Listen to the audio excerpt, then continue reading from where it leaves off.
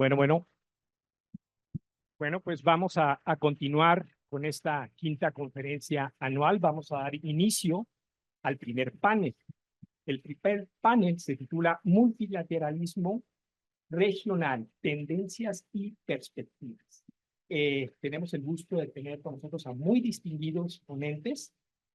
Voy a ir leyendo una breve semblanza curricular de cada uno previo a la intervención de cada uno. Y para organizar un poquito la discusión de este panel, parte de la idea es precisamente esta, que haya una discusión, un intercambio de ideas, de perspectivas. Entonces va a haber una primera presentación de los ponentes, después va a haber unos 5 minutos de cada uno para tener una segunda intervención y después vamos a abrirlo a preguntas del público, tanto presencial como en línea. Entonces, por favor, si tienen ustedes alguna duda o alguna inquietud, tomen nota y al final les vamos a pasar unas tarjetitas para que anoten en ellas su pregunta y podamos turnarla a los ponentes. Y este primer panel voy a plantear 3 preguntas generales que más o menos pueden servirnos para orientar la discusión, que dan una idea de las inquietudes que despiertan estas cuestiones de integración, vamos a llamar así política, o al menos de concertación política en América Latina. La primera sería, ¿cuáles son los retos y las nuevas oportunidades que se presentan para la gobernanza? La segunda pregunta general que se podría hacer es, ¿cuáles son los desafíos actuales para la trascendencia del sistema interamericano? Si el gente necesita cambios, necesitaría cambios, ¿qué tipo de cambios? La tercera pregunta que nos plantearíamos es, ¿cuál es y podría ser el papel de la CELAC ante el nuevo escenario geopolítico y económico global? Ustedes saben que se ha planteado a esta comunidad de estados latinoamericanos y caribeños como una alternativa de foro de integración regional en América Latina. Bueno, ¿por dónde va? ¿En qué vamos? ¿Qué perspectivas, qué potencial tendría? Algunos hablan de sustituir a la OEA, que es un poco complicado, pero es una posibilidad, al menos de complementación en el futuro. Muy bien, voy a dar ahora la palabra a nuestra primera ponente, la maestra Guadalupe González González. Muy brevemente, ella es licenciada en Relaciones Internacionales por el Colegio de México y magíster en Sociología por London School of Economics and Political Science. Actualmente es investigadora y analista en el Centro de Estudios Internacionales del Colegio de México. Fue catedrática e investigadora en la División de Estudios Internacionales del CIDE, del Centro de Investigaciones Socioeconómicas.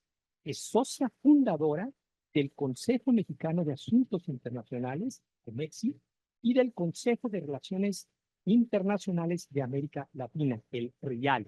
Ha participado en numerosos consejos directivos y editoriales de instituciones académicas nacionales e internacionales y publicado gran diversidad de artículos y libros sobre relaciones internacionales. Tiene la palabra la maestra Guadalupe González. Muy buenos días, es para mí un honor estar esta mañana con ustedes en este recinto. Agradezco a la Universidad Iberoamericana, al Centro de Investigaciones Internacionales y al Instituto Matías Romero la invitación y la posibilidad de compartir con colegas a los que admiro y leo todo el tiempo una reflexión sumamente oportuna. Felicito la iniciativa de que en esta ocasión hablemos sobre el multilateralismo regional, porque creo que este es el momento de hablar del multilateralismo. Este es el momento de discutir la problemática del multilateralismo, no solamente en la región, sino en el mundo, por razones desde coyunturales.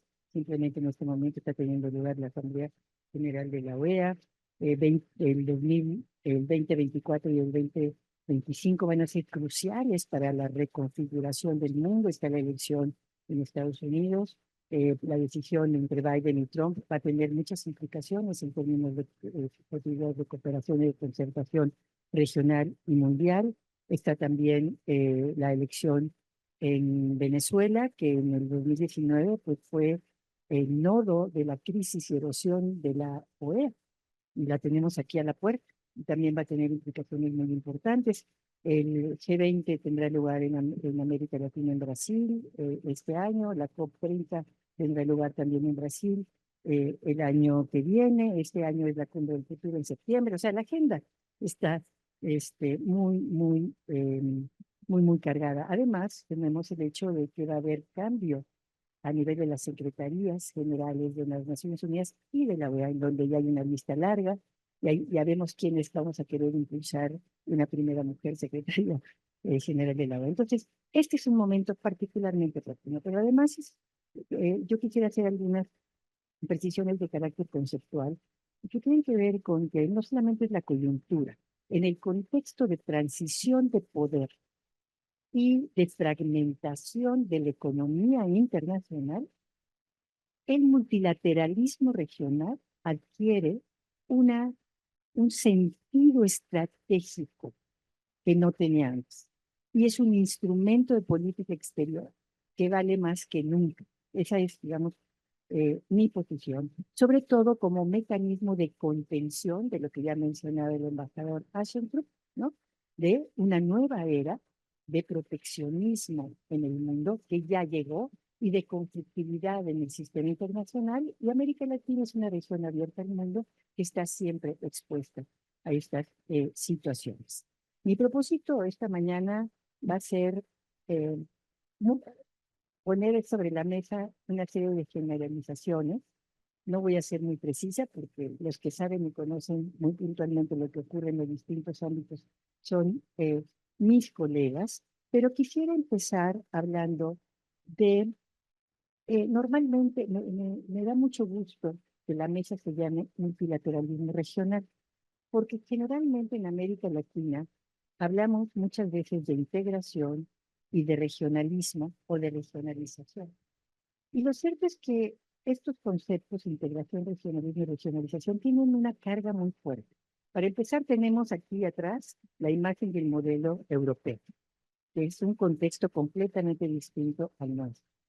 Y por otro lado, tienen muy metida esta idea, o sea, se ponen la vara muy alta, ¿sí? Y también están imbuidas muchas cuestiones de identidad. ¿Quiénes somos la región? ¿Sí? ¿Somos todos? Somos América del Sur, el Caribe, Centroamérica, digamos, interamericana, somos una región interamericana, es todo el continente. Entonces, me gusta muchísimo más, y eso sería algo que me parece muy importante, que empecemos mucho más a pensar en términos de multilateralismo y de gobernanza. Esa es una invitación que yo haría en términos de cómo entrarle al tema. Y me inclino por estos dos temas, digo, por el tema de multilateralismo, porque en realidad el multilateralismo, de lo que estamos hablando, es de una práctica, no un ideario, es una práctica de coordinación de políticas y acciones para enfrentar problemas comunes vía acuerdos ad hoc, el multilateralismo puede ser light, ¿sí? O a través de reglas e instituciones de orden general, tratados, instituciones vinculantes. Entonces, me gusta la idea de pensar la región en términos de prácticas de coordinación. Y hay muchos formatos de prácticas de coordinación. Y me gusta el concepto de gobernanza, porque el concepto de gobernanza permite ir más allá de los actores gubernamentales. No solamente son los estados, en un país, en un mundo tan interconectado, tan importantes en la construcción de soluciones comunes a problemas, ¿sí? Son los estados, los gobiernos, las secretarías de Estado, etcétera, etcétera, los embajadores, ¿no? Como los gobiernos subnacionales, como los actores sociales, como el sector privado, ¿no? Incluso como movimientos sociales. Yo creo que debiéramos estar pensando en el futuro, si queremos salir un poco de esta situación, y voy a hablar un poco más sobre eso, de un vaciamiento del multilateralismo latinoamericano, necesitamos pensar más allá de los estados y necesitamos enfocarnos más en la geopolítica de los problemas que en las identidades regionales. ¿Cómo vamos a enfrentar el problema del agua? ¿Cómo vamos a enfrentar el problema de la transición digital? Y no necesariamente en términos de grandes instituciones o grandes idearios compartidos. No son identidades políticas o identidades de proyectos, son problemas a solucionar. Esa es la invitación, digamos, que yo haría un poco para empezar a conversar y tratar de resolver algunas de las preguntas que ya nos hacían. Entonces, el primer reto para mí es un reto conceptual. ¿Sí? Mi invitación es a cambiar la manera en la que pensamos la coordinación y la cooperación en esta parte del mundo. Em, Muy bien.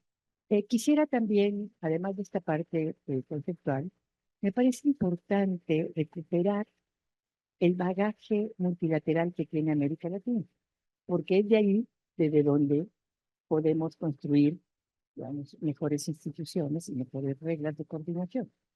América Latina ha sido pionera en el ámbito multilateral.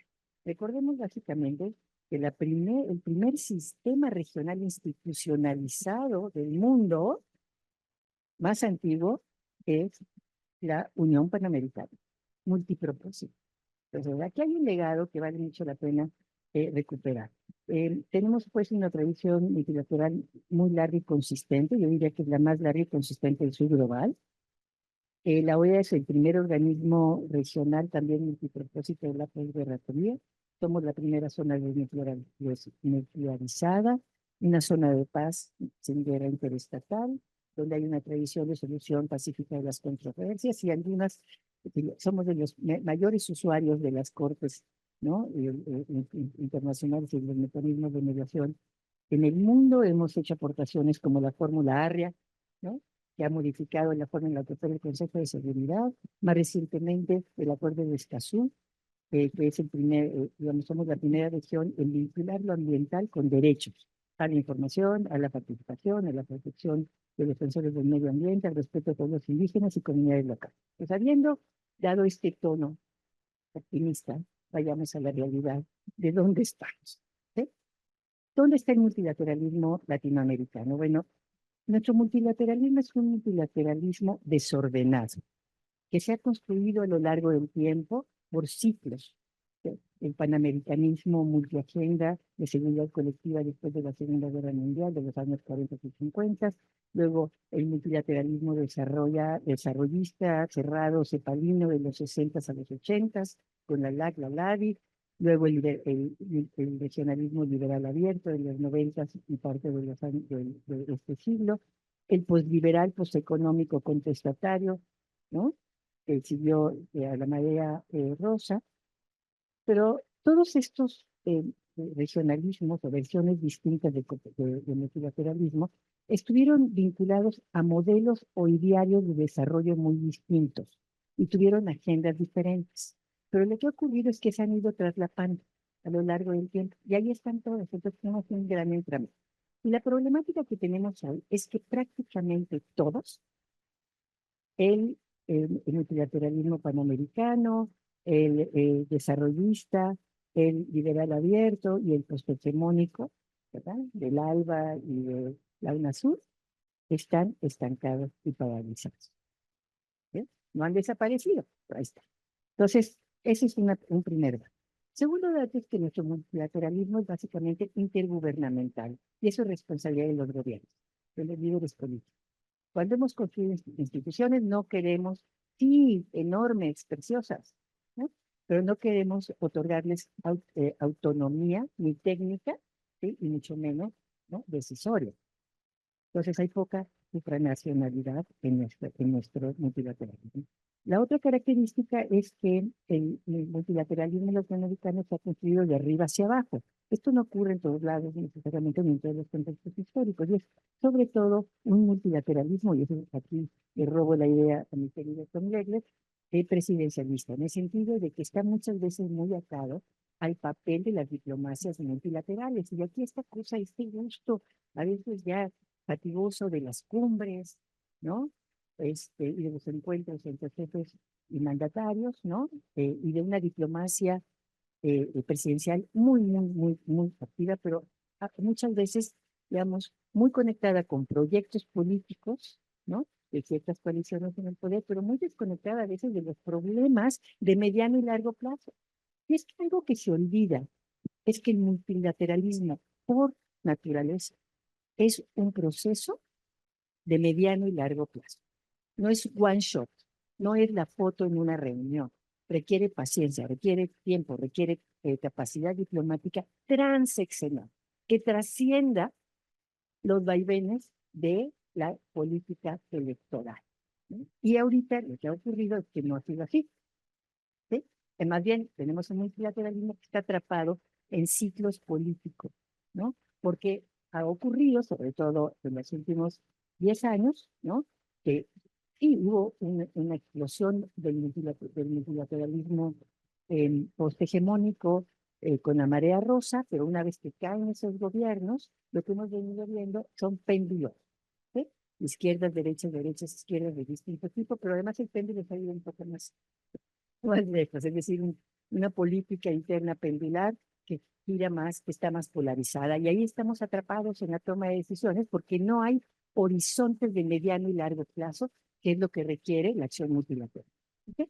Bueno, la otra característica de donde estamos es que nuestro multilateralismo ha estado históricamente tensionado entre dos vertientes, la interamericana y la latinoamericana. Esto es histórico, ¿sí? Pero a veces han sido muy complementarias. Otras veces, como ahora, están siendo contrapuestas o van por vías paralelas. No se habla. Simplemente lo que se discute en la OEA, aunque sean los mismos temas, no se habla en el momento en el que se discute en la CELAC. Eso es lo que queremos para el futuro, ¿no? Y yo creo, y aquí sí voy a ser dura, la gran responsabilidad de la situación la tienen nuestros liderazgos políticos, que han sido miopes.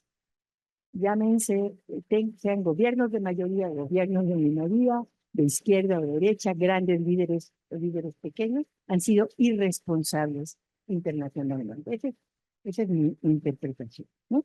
A esto además hay que sumarle la tensión permanente que se suma la diversidad de regionalismos subregionales en América Latina. Este es un multilateralismo heterogéneo. Y entonces, desde mi punto de vista, pues la conclusión es que este no es un buen momento para el multilateralismo y cómo entender Latinoamérica, ¿no? Cómo entender la situación en la que estamos hablando. Y aquí retomo el título de la presentación que tiene que ver con la noción de vaciamiento Latinoamérica. Esto es un concepto que acuñamos 5 internacionalistas latinoamericanos, Mónica Gil, Juan Gabriel de Catrón, Carlos Luján, Carlos Romero y la de la Voz, para referirnos, para tratar de entender realmente el origen de la problemática de la erosión, del multilateralismo y del estancamiento en América Latina.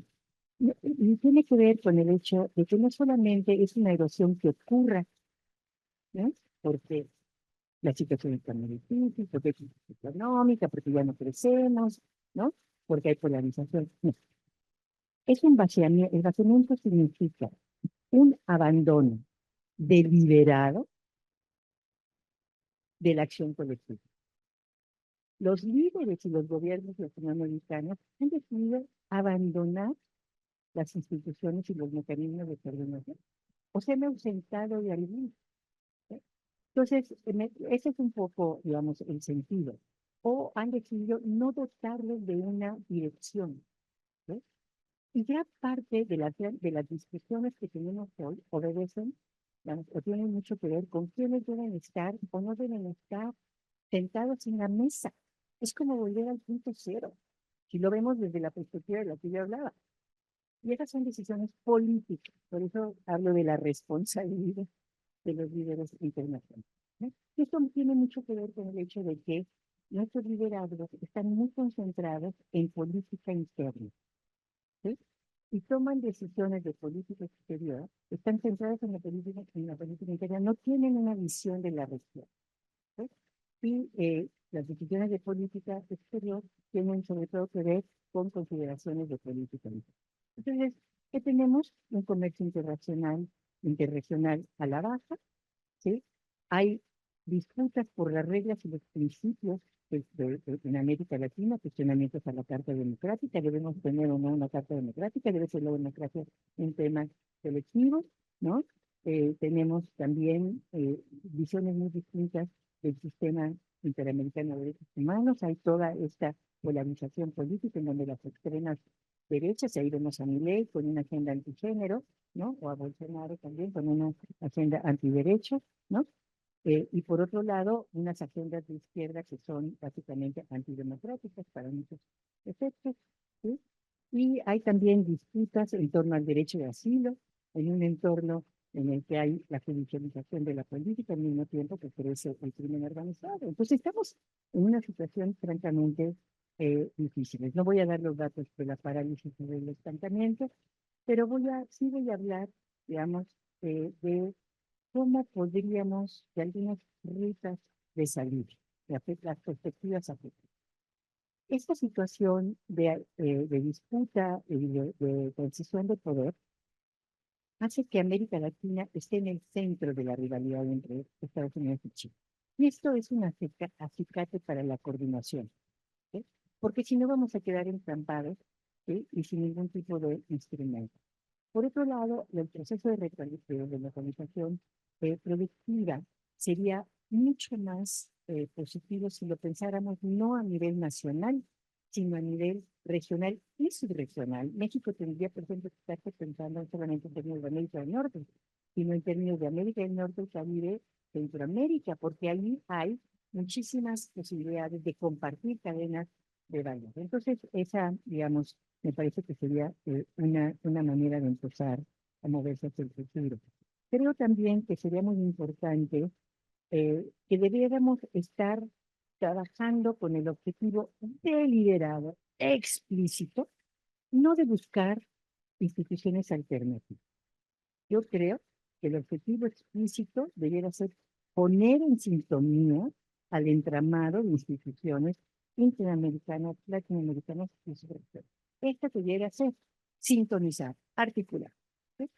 En cuarto lugar estaría, digamos, la idea de articular una agenda compartida de mínimos, pero estratégica. Es decir, que no esté necesariamente con base en qué cambiar, digamos, en términos de reformar las instituciones, sino cuáles son los 5 temas, ¿no?, centrales de la próxima década.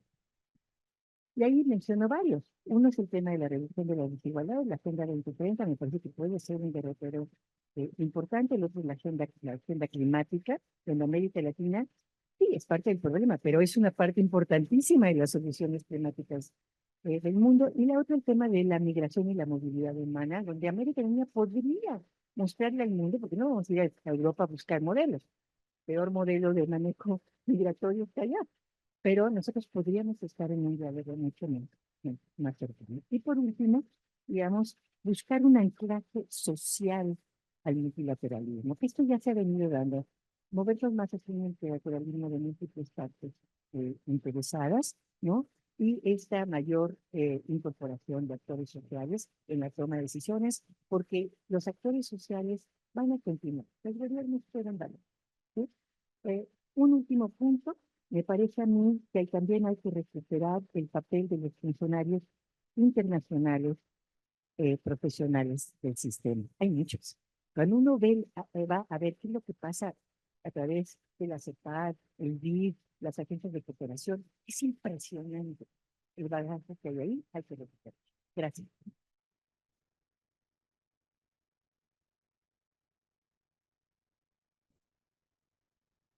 Bueno, pues muchas gracias a la maestra Guadalupe González, por su muy lúcido panorama que nos ofrece, que nos plantea este escenario, conceptos, optimismo, realidades, poniendo el dedo en el llaga y platicándonos sobre eventuales rutas de salida. Voy a dar ahora la palabra a continuación al doctor Tomás Beckler.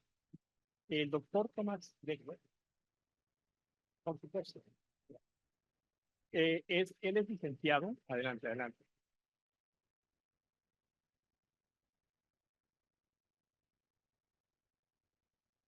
Él es licenciado en relaciones, perdón, en ciencia política por McGill University y maestro y doctor en ciencia política por York University en Canadá. Actualmente es académico del Departamento de Relaciones Internacionales en la Universidad Iberoamericana. Ha sido observador electoral para el Centro Carter la Organización de Estados Americanos, la OEA, y diversas organizaciones de la sociedad civil en 7 países de América Latina. Asimismo, ha ofrecido como consultor para la Comisión de la Verdad y la Reconciliación de Honduras. Su enfoque de investigación es en las relaciones internacionales de América Latina, en temas de gobernanza regional, multilateralismo, promoción internacional de la democracia y el sistema interamericano, y ha publicado diversos textos y libros al respecto. Adelante, doctor Leslie.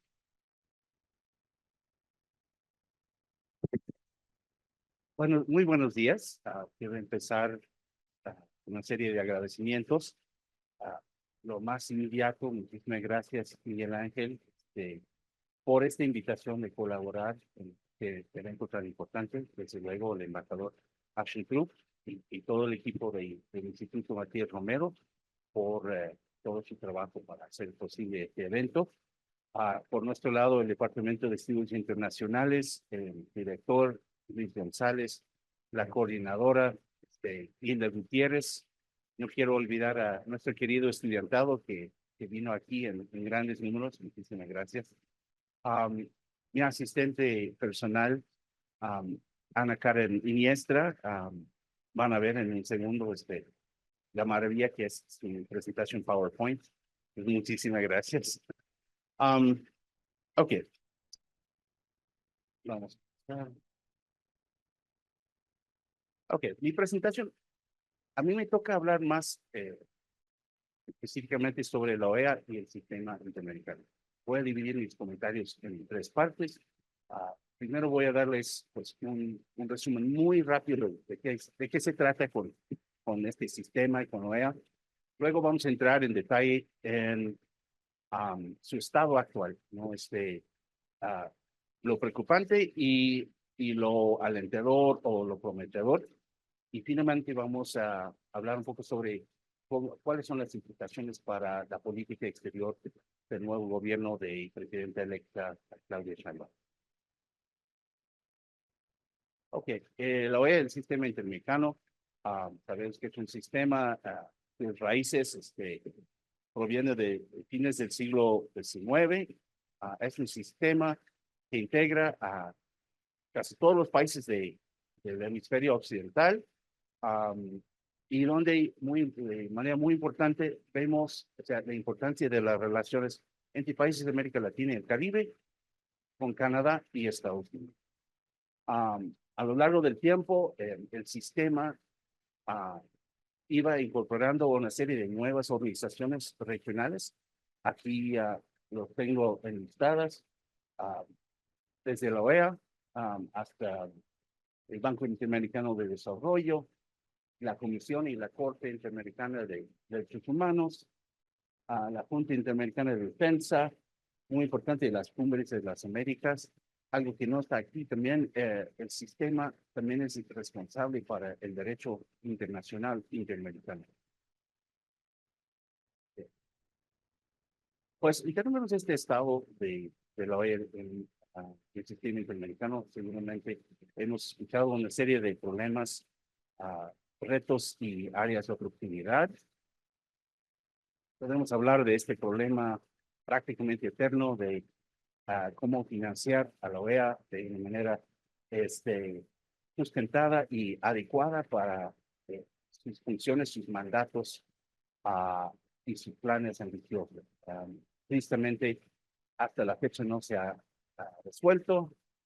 El resultado de eso es una organización que simplemente no ha logrado todo su potencial, porque siempre va tratando de buscar los fondos para lograr sus compromisos. Y en esto cabe mencionar que hay una serie de países que deben bastante dinero en este asunto. No voy a mencionar el caso de México.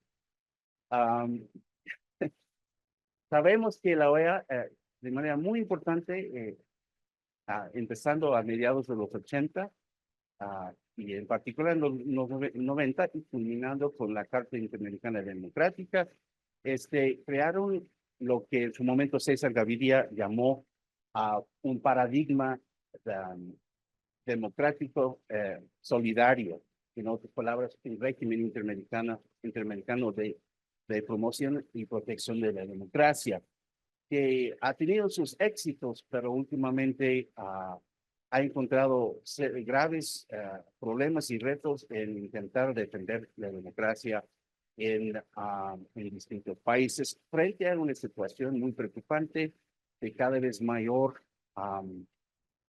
autocratización en diversos países en esta región. Yo creo que también cabe señalar la gestión controvertida del actual secretario general Almagro, que ha sido una fuente de tensión con el gobierno actual de este país, y no solo con este gobierno, yo diría con grandes partes de la comunidad diplomática a lo largo de la región. Ha habido tensiones, quejas, frustraciones, ¿no? La cumbre de las Américas, había mucha esperanza de que en 2022, la cumbre en junio de ese año, que tomó lugar en Los Ángeles, iba a dar un nuevo impulso a la cooperación interamericana. Pues dio impulso a ciertas cosas, pero finalmente no con el alcance que muchos quisiéramos. Y en ese sentido, el regionalismo hemisférico, que era tan dinámico en la década de los 90, pues actualmente yo diría que es un regionalismo estancado. En pocas ocasiones, las y los líderes de este continente piensan en la OEA o los otros organismos como el lugar lógico para desarrollar esquemas hemisféricos de cooperación, con algunas excepciones. Y en ese sentido también la seguridad hemisférica. Recordemos que aquí mismo en México en 2003 nació esta idea de la doctrina de seguridad multidimensional, y se hace mucha referencia a esa doctrina. Sin embargo, no podemos hablar realmente de un consenso de Alaska, Tierra del Fuego, en términos de una visión compartida, de una serie de prioridades compartidas. Al contrario, vemos ideas, creencias, prioridades y políticas muy fragmentadas a nivel hemisférico. Y la OEA, por consiguiente, creo que ha sufrido bastantes golpes en términos de su credibilidad y legitimidad hoy en día. Y finalmente hay casos muy en particular, yo aquí solo quiero señalar el caso de Haití, no es el único, donde vemos que siguen siendo un reto, me parece, sin solución. La OEA no es el único actor responsable aquí, pero hemos visto décadas y décadas de participación de la OEA en la situación en Haití sin soluciones a fondo. Al mismo tiempo, como decimos en inglés, we should not throw the baby out with the bathwater. ¿Okay? Hay cosas, yo diría, que son muy rescatables y muy importantes. Hay una relevancia continua de la OEA y las instituciones del sistema interamericano. Primero, no soy abogado, pero el caso del derecho internacional interamericano es súper importante. El Comité Jurídico Interamericano sigue jugando un papel muy importante, unsung heroes, como decimos en inglés. Algo que no apreciamos es que ese derecho justamente se desarrolló históricamente para defender la soberanía y los derechos de los países americanos, ¿ya? Entonces, con estas ideas ideologizadas de cómo la OEA, el sistema interamericano, van en contra de los intereses de los países americanos, pues yo diría que hay muchos matices. En el caso del derecho internacional, interamericano, it's the only inter-American law that we have. ¿Ya? Ok. El financiamiento a través del Banco Interamericano de Desarrollo, importantísimo. La OEA misma siempre ha jugado con esta idea de desarrollo integral, pero pocas nueces, ¿no? Pero sí tenemos que reconocer la importancia del BID y el financiamiento para el desarrollo que brinda. La pandemia de COVID-19 nos recordó de la importancia de la Organización Panamericana de Salud. Nuevamente, una organización que se ha encontrado en controversia ideologizada sobre sus funciones, pero si hablamos con las y los mismos médicos, expertos científicos a lo largo de la región, pues la gran mayoría va a decir que esta es nuestra organización y gracias a esta organización logramos maravillas en cuanto a salud pública a lo largo de la región, ¿no? Y reconozcamos que el sistema interamericano es importantísimo porque nos ofrece un andamiaje de plataformas y foros que hacen posible interacciones con Estados Unidos y Canadá. Y eso es esencial en términos de un compromiso y contenimiento multilateral. O sea, para contrabalancear justamente impulsos no solo bilaterales, sino unilaterales, ¿no? Entonces, ha habido una larga serie de esfuerzos por medio de este sistema de contrabalancear suavemente los impulsos que algunas y algunos llaman imperialistas o yanqui o de otras cosas. Y finalmente, no olvidemos que esta arquitectura interamericana brinda muchísimas posibilidades de participación de diversos actores de la sociedad civil, hace posible procesos multi-stakeholder. Ok, para introducir un poco de teoría de las relaciones internacionales, podemos ver a la OEA desde dos perspectivas, una perspectiva realista y otra perspectiva constructivista. Es un poco para apreciar el estado en el que se encuentra la OEA. Es una organización que reconocemos es probablemente la organización con mayor capacidad burocrática a nivel interamericano, ¿no? Al mismo tiempo ha tenido todos los limitantes y defectos y vicios que señalé hace un minuto, ¿no? Y desde una perspectiva constructivista, podemos reconocer, ajustando las palabras famosas de Alexander Wentz, que la Organización de Estados Americanos es lo que los Estados miembros hagan de ella, ¿no? Entonces, si es como es ahora, es justo a causa de estas interacciones entre los Estados. Ponerlo desde una perspectiva realista, la OEA solo es tan fuerte como sus mismos Estados miembros estén dispuestos a hacerla, ¿no? Y bueno, en las palabras de un secretario general de la OEA hace muchos años, la organización no es ni buena ni mala en sí misma, como no es ninguna organización internacional. Es lo que los gobiernos quieren que sea, no otra cosa. Bueno, Guadalupe, qué bueno que Guadalupe esbozó todos los parámetros más amplios del multilateralismo en la región. Me puedo enfocar un poco más ahora en posibles oportunidades que están en el futuro inmediato de la OEA. O sea, creo que estamos en el umbral de nuevas posibilidades, ¿no? Podemos observar que muy pronto va a dejar el puesto de secretario general, Luis Almagro. Hay la posibilidad entonces, a través de una nueva figura, de dar impulso a una renovación de la OEA. Lo vimos en los 90 con César Gaviria. Podría ser posible muy pronto. Qué emoción. Podemos ver por primera vez a una secretaria general. De lo que yo he escuchado o leído, me parece que hay dos candidatas muy importantes, ¿no? Por un lado, nuestra propia secretaria actual, aunque vamos a ver si quiere dejar su nuevo puesto de gabinete. Y por otro lado, la posibilidad de Laura Chinchilla, de la expresidenta de Costa Rica. Yo diría personalmente, mi preferencia sería para un o una jefa de Estado. Hace mucha diferencia cuando esta figura de secretario o secretaria general sea alguien que fue presidente o primer ministro anteriormente.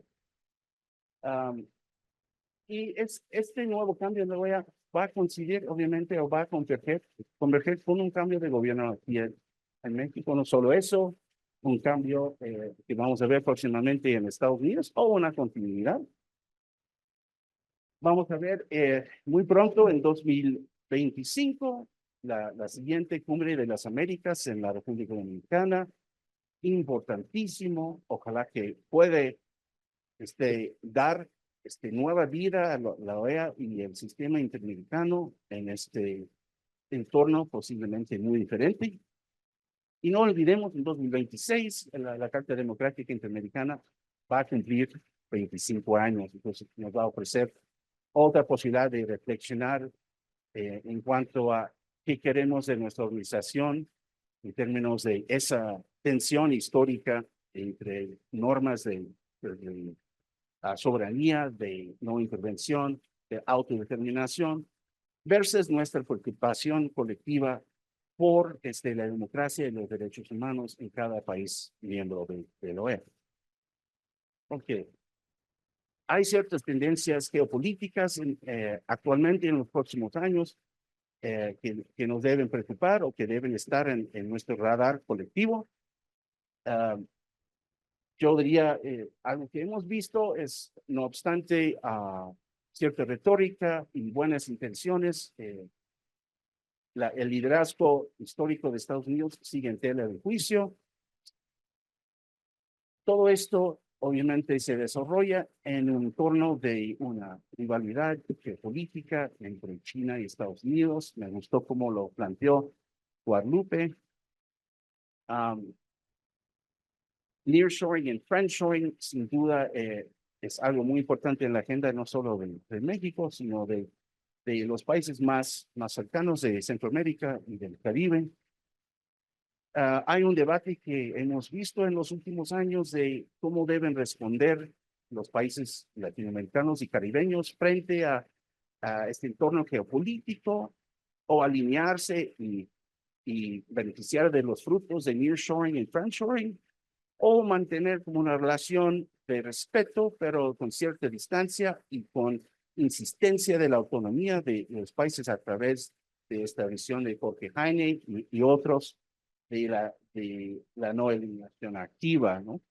Y voy a poner algo aquí que creo que no está en el radar de muchas personas, y es próximamente en octubre y noviembre de este año la inauguración del megapuerto de Chancay en el Perú, un puerto con deep sea port, con la capacidad de recibir a estos superbarcos de China.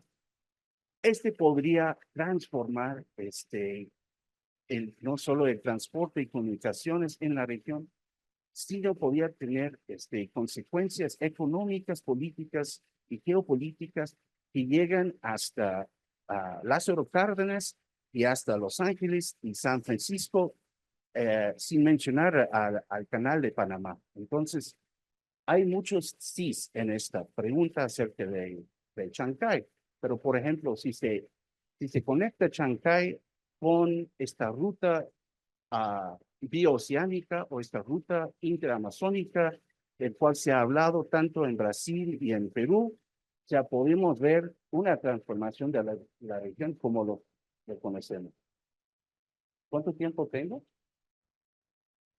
Ok, entonces muy rápidamente, consecuencias para la nueva política exterior de México. Son cosas muy predecibles, ¿no?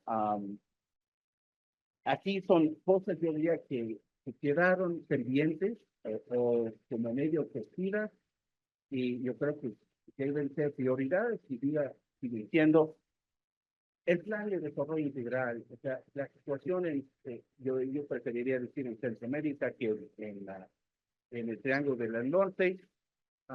La cuestión de inmigración y desarrollo requiere mucha más atención. México, con su vocación de facilitador de el proceso de diálogo, hay muchas facilidades frente a Venezuela y Nicaragua y posiblemente en otros países. Nearshoring, Alianza del Pacífico, no se ha, no se ha logrado hasta ahora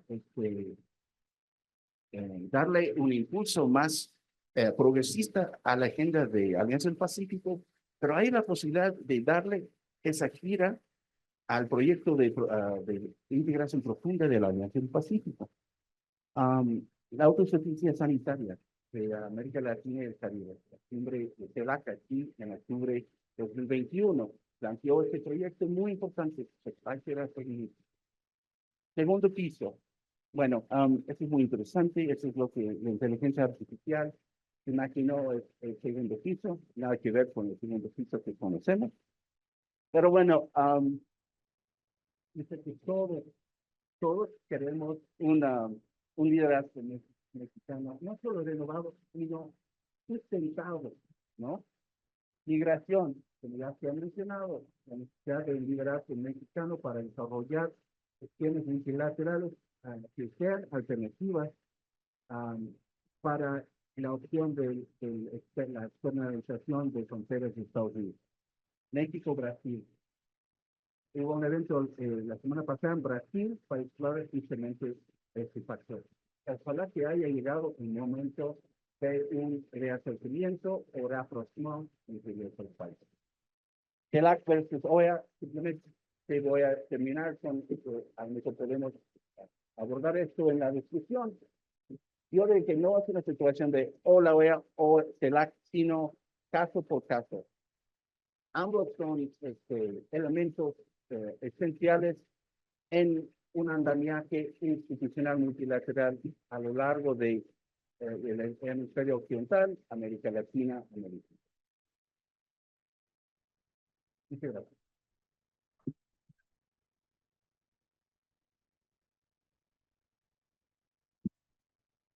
Muchas gracias al doctor Legler por darnos este panorama general de lo que es la OEA. Yo solamente quisiera apuntar un par de cuestiones que surgen inevitablemente. Efectivamente, la OEA es la organización regional que tiene estructura, que tiene capacidades, que es interacción, una escena para interacción con Estados Unidos y Canadá. Sin embargo, la OEA en particular ha probado ser una burocracia particularmente difícil de reformar. De hecho, se le acusa de ser una burocracia dorada, resistente, llena de privilegios. Yo nada más quiero puntualizar eso, ¿no? Como un reto que tendría esta organización, y también quería resaltarles que ya mencionó la maestra González. Tenemos elecciones en Estados Unidos en noviembre, y si bien la organización es lo que se quiere hacer de ellas, resuena la frase esta de hace muchos años, the majority of one, el peso que tiene Estados Unidos en todas las organizaciones, bueno, en muchas de las organizaciones, que se está cambiando en la actualidad, pero particularmente de la OEA. Lo que quiero decir es que si resulta electo Donald Trump, no sabemos el rumbo que vaya a tomar la agenda internacional estadounidense. Del antecedente sabemos que no él es muy fan del multilateralismo y los organismos internacionales. En fin, voy a dar ahora la palabra a nuestro siguiente ponente, el doctor Alejandro Anaya Muñoz. El doctor Anaya es licenciado en Relaciones Internacionales por la Universidad Iberoamericana y maestro en Teoría y Práctica de los Derechos Humanos y doctor en Gobierno por la Universidad de Essex en Inglaterra. Actualmente es vicerrector académico de la Universidad Iberoamericana Ciudad de México desde febrero del 2022. Ha fungido como profesor investigador de tiempo completo en la misma Ibero, en el Centro de Investigaciones y Docencia Económicas y en el Instituto Tecnológico de Estudios Superiores de Occidente. En su trayectoria también destaca su coordinación del Programa de Derechos Humanos y dirección del Departamento de Estudios Internacionales de la Universidad Iberoamericana y de la sede regional Centro de Estudios. Adelante, doctora Ana.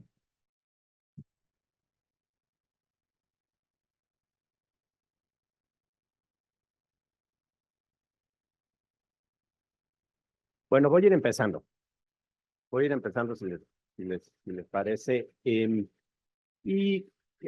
Pues bueno, a mí me pidieron que me centrara en el régimen interamericano de derechos humanos o el sistema interamericano de derechos humanos como ejemplo de cooperación hemisférica. Entonces, pues empiezo con una reflexión, o quisiera empezar con una reflexión sobre algo a lo que ya han hecho alusión tanto Guadalupe como Tom, que es pues el concepto central, de hecho, de este panel, que podría ser el de la cooperación. Y simplemente resalto desde una perspectiva, también mi presentación va a ser quizá un poco conceptual, poco empírica, pero resalto el tema de para qué cooperan los estados o para qué cooperan los actores en el sistema internacional. Y pues cooperan para generar bienes comunes, ¿no? Que es un término también pues muy socorrido por la literatura en relaciones internacionales. Y por supuesto podemos tener distintas visiones sobre la posibilidad de la cooperación para generar bienes comunes según el acercamiento teórico desde el cual lo haga. Y aquí estando entre internacionalistas, pues me voy a sentir muy cómodo hablando en estos términos, ¿no? Entonces, ya lo sugerían algunas de las citas que ponía Tom, o de las expresiones que planteaba Tom sobre qué va a pasar con el multilateralismo o con la OEA, más bien lo planteaba. Y pues como saben, desde una perspectiva realista, pues vamos a ser poco optimistas en cuanto a las posibilidades de la cooperación para la generación de bienes comunes, porque los estados realmente lo que buscan es sobrevivir. ¿Y cómo sobreviven? Pues acumulando poder, ¿no? Sobre todo teniendo ganancias relativas en esas interacciones. Entonces, lejos de cooperar, es acumular ganancias absolutas en los distintos ambientes, en los distintos escenarios. El institucionalismo, como lo saben, pues sí reconoce, por supuesto, que los estados son self-interested, ¿no? Se interesan en sí mismos y también quieren maximizar sus beneficios. Pero dado el interés, o más bien el énfasis en las ganancias relativas de este acercamiento teórico, se abre la ventana a la posibilidad de la cooperación y sobre todo la cooperación en la generación de bienes comunes. Aunque este acercamiento, como ustedes saben, pues hace un énfasis en los bienes materiales. Y como yo voy a hablar de derechos humanos, pues ya desde ahí empieza a patinar esa generación de bienes comunes, porque el institucionalismo piensa en comercio, por ejemplo, ¿no? Bienes materiales. Posteriormente, el liberalismo societal, que es la corriente teórica que a mí me parece más útil, que me gusta más y que es quizá una de las más útiles al menos para estudiar el tema de los derechos humanos. Ahí vamos, muy bien. Gracias. Entonces, ahora sí. Mira, le cambió la tipografía, qué interesante, pero está bien también. Hay menos, en la que sigue, por favor. Bueno, aquí tenemos ya el clicker, ¿no? Entonces, el liberalismo societal, ¿no va a servir? Bueno, entonces ahí te voy diciendo. El liberalismo societal, pues habla de las preferencias de política exterior, se centra en las preferencias de política exterior y establece que dependen de los intereses materiales, pero también los ideacionales de actores domésticos, ¿no? De actores internos. Entonces, esta teoría me gusta mucho porque abre la caja negra del Estado y ve a lo que está pasando. Y entonces, pues va a haber cooperación, o los estados van a cooperar para la generación de bienes comunes si a ciertos actores domésticos eso les interesa. Entonces, ¿a qué actores dentro de los distintos estados les interesa cooperar? ¿Sí? Partidos políticos, grupos en el poder, sindicatos, movimientos sociales, etcétera, ¿no? Y de todos esos actores, pues, ¿cuáles son los que tienen pues, la vara más alta? ¿Cuáles son los que pueden influir en la definición de las preferencias de política exterior de sus gobiernos? Entonces, bueno, depende no de las estructuras de poder, no de este deseo de maximizar, este deseo del Estado de maximizar poder, o de este deseo del Estado de maximizar las ganancias, sino que depende de lo que quieren los grupos adentro de cada Estado. Y eso ahí es donde se pone más interesante. Y finalmente el constructivismo, pues ya también lo refería Tom, pues tiene mucho que ver con identidades. ¿Cuáles son las identidades de los estados en el hemisferio? ¿Sí? ¿Qué tipo de identidad tienen? Y esas identidades, ¿cómo se relacionan entre sí? Y hoy con todos estos cambios políticos o todos los cambios políticos que hemos venido viendo, presenciando en los últimos años, pues esa variedad, esa diversidad de identidades tiene mucho que ver en estas respuestas de qué va a pasar con el multilateralismo en la región. También dependen de las normas, ¿sí? Y esas normas ahí están, y aunque cambien las identidades de algunos estados, las normas siguen siendo las mismas. Y eso es un, vamos a decir, cierto candado a lo que puede pasar con el multilateralismo en la región. Entonces, bueno, si los estados cooperan o no, pues depende de esas estructuras de identidades que están moviéndose mucho, pero también de las normas que, insisto, ahí están y siguen estando. Tom hablaba de la Carta Democrática y yo, por supuesto, pues hablo de los distintos tratados de derechos humanos. Muy bien, la que sigue, por favor. Ok. Ahora, algo bien importante en toda, para diferenciar de lo que han estado hablando Tom y Walu y de lo que quiero hablar yo. Y es una diferenciación explícita entre lo que podemos llamar el derecho internacional público clásico comparado con el derecho internacional de los derechos humanos. Mientras el derecho internacional público clásico regula las relaciones entre estados, ¿sí? Y lo hace en una lógica contractual y horizontal, entre pares, estado a estado, ¿sí? Y llegan a acuerdos y hacen contratos entre estados en lo que sí se vale y lo que no se vale. Una lógica entre pares, una lógica horizontal, esos son los actores, ¿no? Y ese derecho internacional clásico regula las relaciones entre estos actores. Y además el derecho internacional público clásico es regido por el principio de soberanía e igualdad, y subrayo, entre estados. Y finalmente regido por el principio, o también procedimiento o mecanismo de reciprocidad. Si tenemos un acuerdo, tú haces algo que no se vale, pues yo te la regreso, ¿no? El tit for tat. Entonces, eso como la definición de este derecho penal internacional clásico, que es el que aplicaría a temas de comercio, por ejemplo, de manera clásica, seguridad, etcétera. Pero en el derecho internacional de los derechos humanos la cosa es distinta. Este cuerpo de derecho internacional regula las relaciones entre estados y personas, no entre dos estados, sino entre los estados y las personas que están en su territorio. Ojo, no solo sus ciudadanos, sino las personas que están en su territorio. Entonces, la lógica no es horizontal, ¿no? Sino de cierta manera es vertical. Y en este derecho, las personas son los sujetos de los derechos y los estados son sujetos de obligaciones. Entonces, esa es otra diferencia bien importante con otros tipos de tratados y otros tipos de multilateralismo. Muy bien, el que sigue.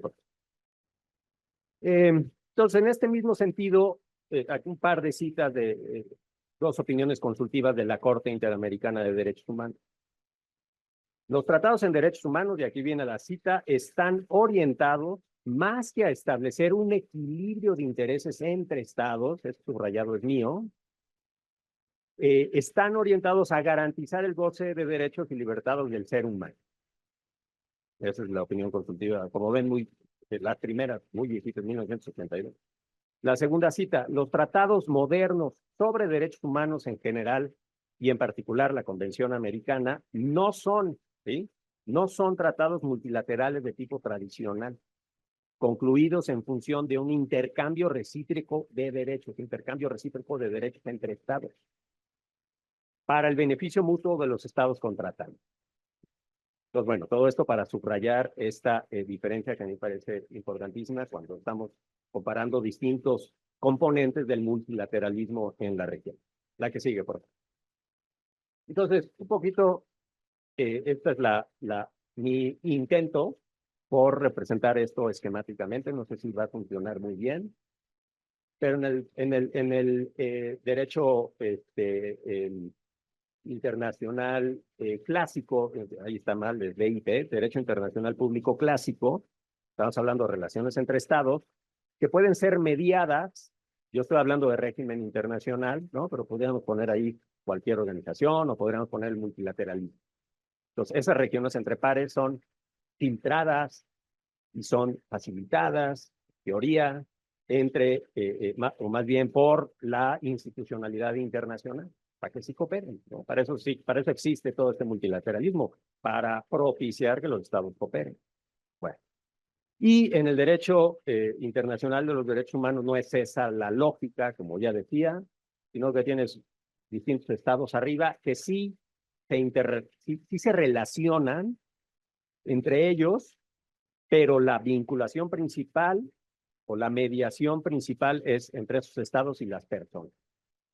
Y también mediada esa interacción, en este caso de manera clarísima, por esta institucionalidad internacional.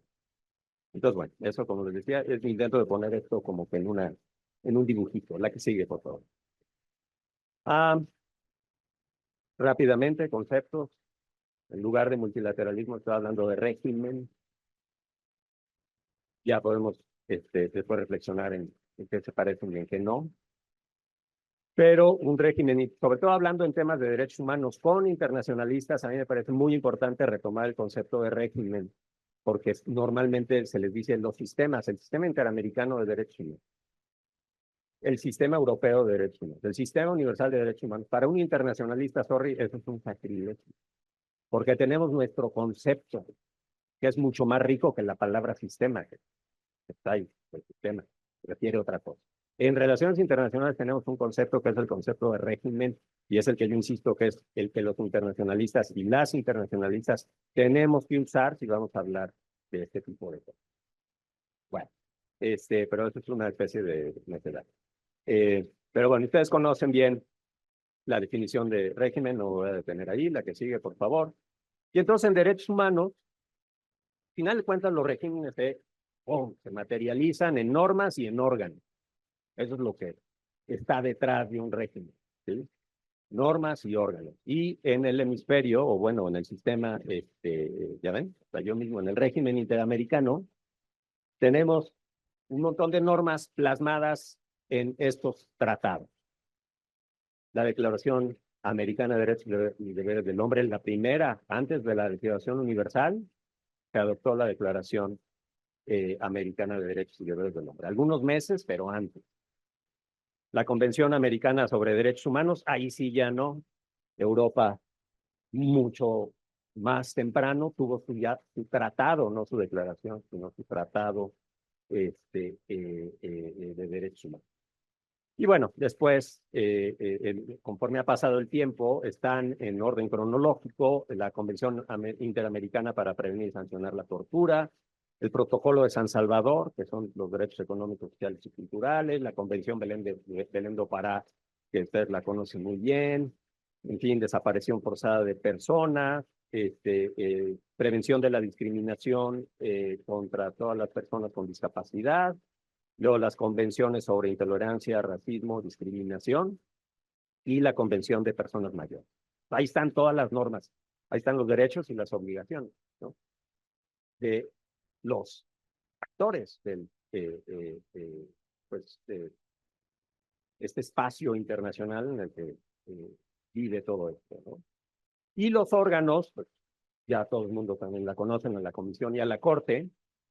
Por ahí también está el grupo de trabajo sobre el Protocolo de San Salvador. Yo no lo pondría como un órgano, sino como un procedimiento. Acuérdense que la definición de régimen internacional habla de procedimiento, no de órgano.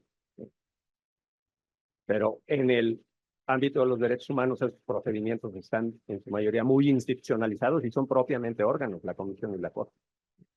El grupo de trabajo, pues a lo mejor sí es más un procedimiento. No. La que sigue, aquí no me voy a detener, no voy, me siento. Bueno, no me voy a detener, pero esto es como que el paisaje en el tiempo de cómo se ha venido legalizando, para usar el término de Abbott y sus colegas, esta institucionalidad en derechos humanos en el ámbito interamericano, que empezó muy lento, perdón, muy pronto, pero luego como que ya fue más despacio. Y la que sigue mejor, por favor. Entonces, ¿cómo cooperan los estados con esto, con este régimen de derechos humanos, o cómo pueden cooperar? A la que sigue. ¿Cómo pueden cooperar? Pueden cooperar aceptando normas, ¿sí? pueden cooperar aceptando la competencia de los órganos o no, sobre todo de la Corte, competencia contenciosa. Pueden cooperar aceptando o colaborando con las visitas de las instancias de estos órganos internacionales cuando hacen visitas a los países. Pueden no cooperar no recibiéndolo. Pueden cooperar participando en audiencias temáticas, se dan en cada sesión regular de la Comisión Interamericana. Pueden cooperar en los procedimientos de peticiones individuales o no. Puedo regresar a todo esto después. Pueden colaborar en los procedimientos jurisdiccionales. Es una gráfica de las ratificaciones agregadas de todos estos tratados que les puse, ¿no? Entonces, como ven, hay más cooperación, si ustedes quieren, en algunos temas que en otros, con distintos ritmos. Y esta, la que sigue, porfa, es muy rápido una grafiquita de la aceptación de la competencia contenciosa de la Corte. Ya hasta el 2000 y ya hasta ahí llegó. Son 20 estados que han ratificado de 34, ¿no? De 34 miembros de la OEA, entonces no todos han querido cooperar hasta allá. La que sigue, y ya voy a terminar,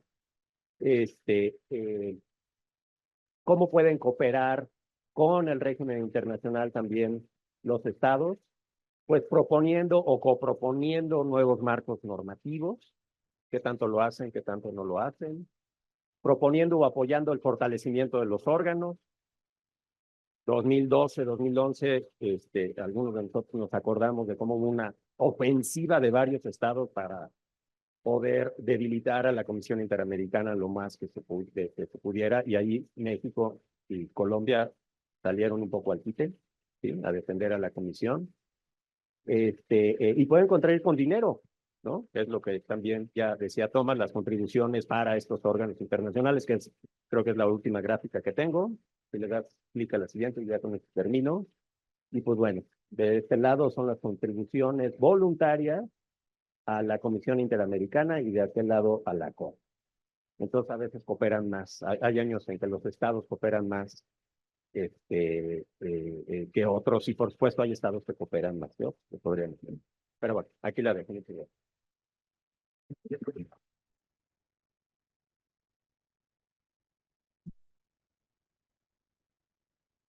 Muchas gracias al doctor Anaya. Yo solamente quisiera rescatar un asunto que mencionó y que me pareció interesante, la idea esta de la vinculación entre política interna y internacional, externa.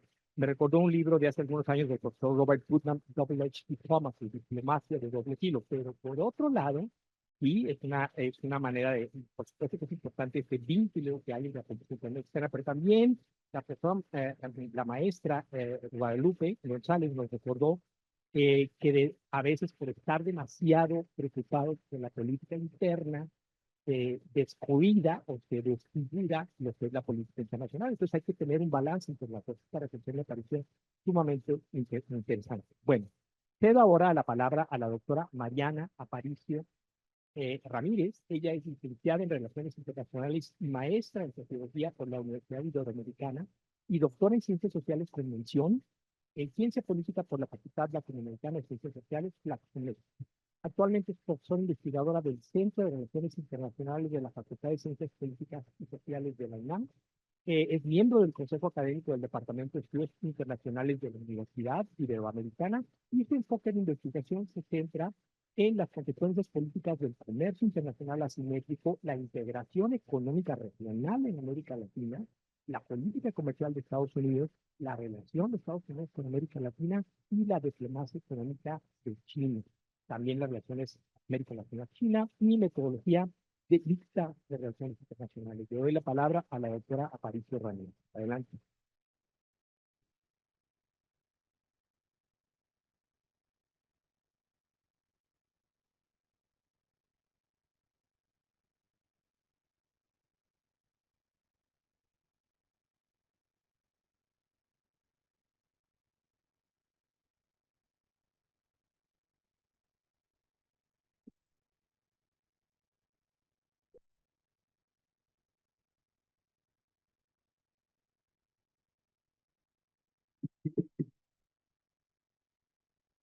Oye, suena la computadora. me está cooperando como en integración, ¿verdad? Pero un mensaje.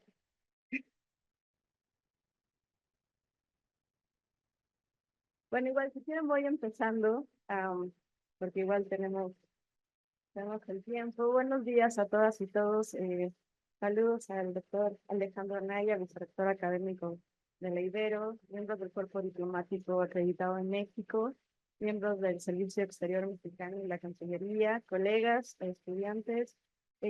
Agradezco la invitación del Centro de Investigación Internacional del Instituto Matías Romero de la Secretaría de Relaciones Exteriores y por supuesto al Departamento de Estudios Internacionales de mi alma mater, la Ibero.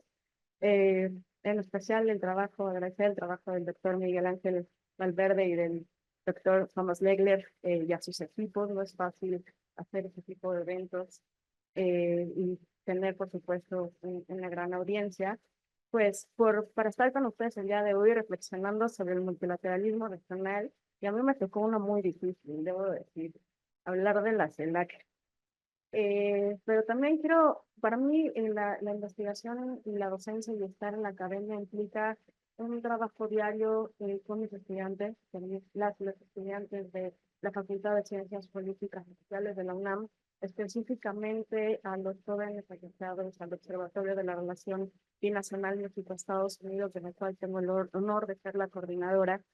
Y en especial en esta presentación me tocó un debate de varios días con el señor Pifi y el señor Luckman, a quien me agradezco y nos están viendo por las redes sociales, para lo que voy a comentar con ustedes el día de hoy. Ya han hablado mis colegas sobre la complejidad del sistema actual internacional, el debate entre regionalismo y proteccionismo selectivo y el ascenso de los nacionalismos, que por supuesto nos permiten o nos invitan a reflexionar dónde quedan los procesos de integración como la CELAC, ¿no? Es posible pensar en un consenso a partir de la identificación de intereses compartidos, justo eso nos decía Wally, ¿no? Llamar la atención en este sentido.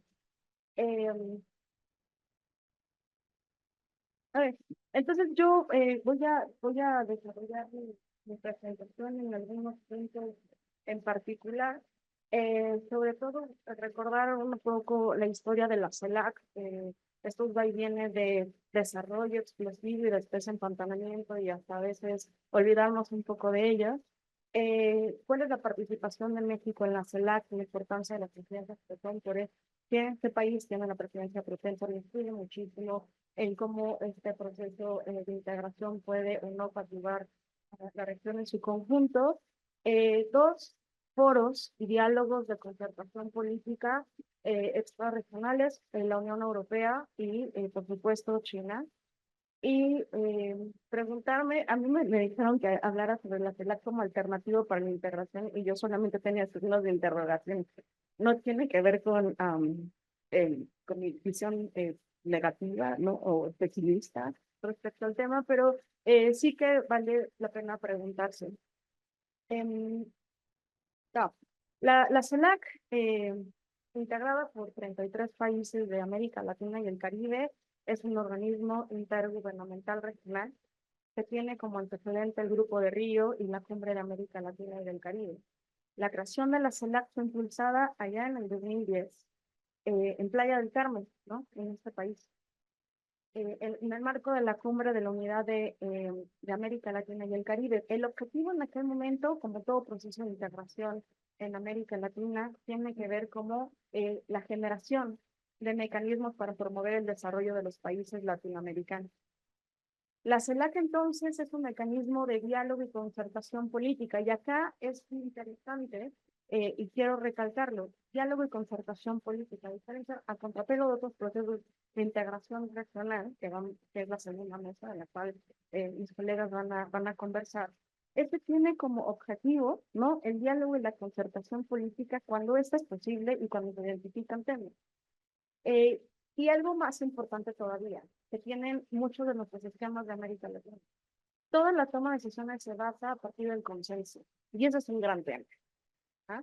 Porque puede impulsar o obstaculizar la profundización o la solución de problemas comunes si es que logran identificarse como problemas, ¿ah? Para ello, entonces, es necesaria la convergencia de acciones e intereses comunes en el propio proceso de integración, pero también es una puerta muy importante o dar la posibilidad de un espacio de diálogo con el resto del mundo. De hecho, hay algunos países, potencias económicas o procesos de integración que buscan el diálogo con América Latina y el Caribe en su conjunto, si no es por la CELAC, ¿no? Y esto no hay que dejarlo de lado.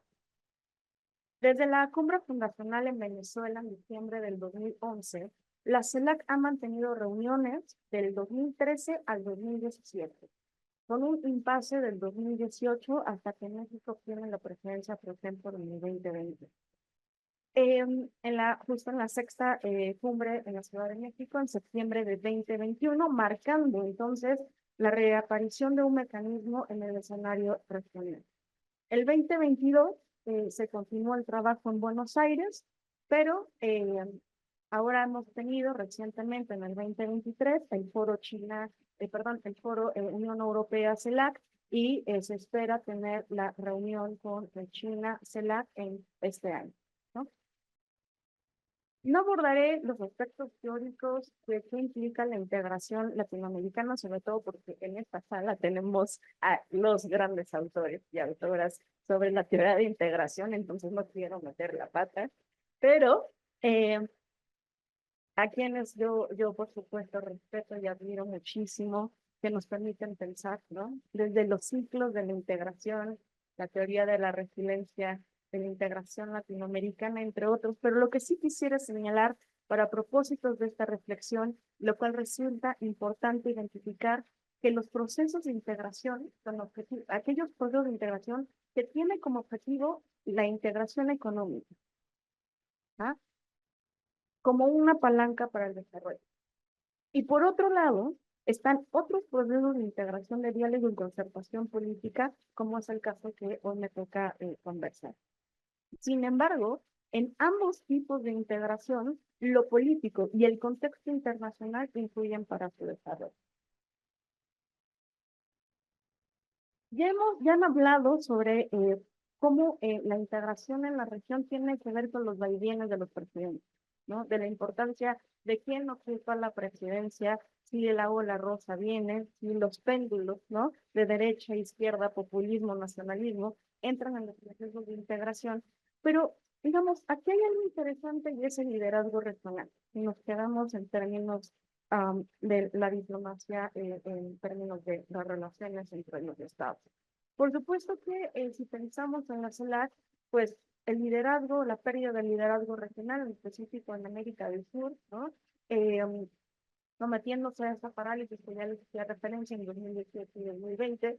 El caso de la CELAC, ¿no? La ausencia de Venezuela en 2014, tras la muerte de Hugo Chávez, posteriormente en 2015, se perdió la presencia de Brasil a raíz del proceso de destitución de Dilma Rousseff. Es decir, este proceso per se, la CELAC es muy sensible a los vaivenes políticos, presidenciales o de jefes de Estado, de jefes de gobierno que experimenta la región.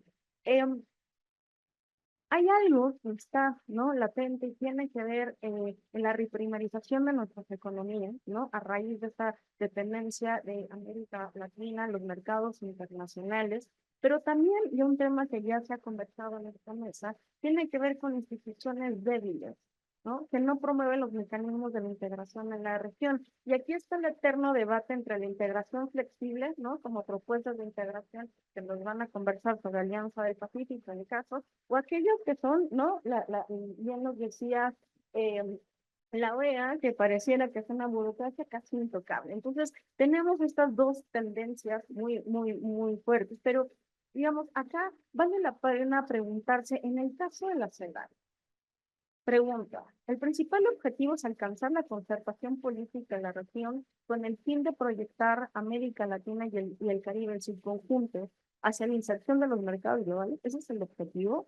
O, por el contrario, es un bloque de países que se comprometen de nuevo, y ahí rescato justo lo que desarrollaba Wally, se comprometen a participar en la dinámica internacional, a partir de algo que se dice mucho en la CELAC: respeto a las diferencias, afrontar los retos comunes y avanzar en la unidad, en la diversidad a partir del consenso regional. Suena diplomáticamente precioso, pero eso cómo se operacionaliza. ¿Ah? Esta ecuación no es menor en tanto le exigimos a los procesos de integración que dada su naturaleza, no pueden generar objetivos que no están en su propia consideración. Si esto es así, entonces la CELAC es y puede seguir siendo un espacio de diálogo para la concertación de intereses y oportunidades comunes. Una suerte, y aquí voy incorporando conceptos ya que estamos en modo conceptos, ¿no? Una suerte de ganancia mutua, no necesariamente simétrica, muy a la diplomacia china. Con temas en referentes que la CELAC sí nos ha dado ejemplos que pueden ser un espacio para el avance en la integración en su conjunto en la región. Estoy pensando en temas de salud, de cambio climático, el tráfico de armas, el tráfico de personas, las drogas no ilícitas y sobre todo el tema migratorio. Y creo que él va a ir avanzando. Me parece que la migración, el problema de la migración y la movilidad humana tiene que ser discutido en la CELAC. Necesariamente tiene que pasar por ahí.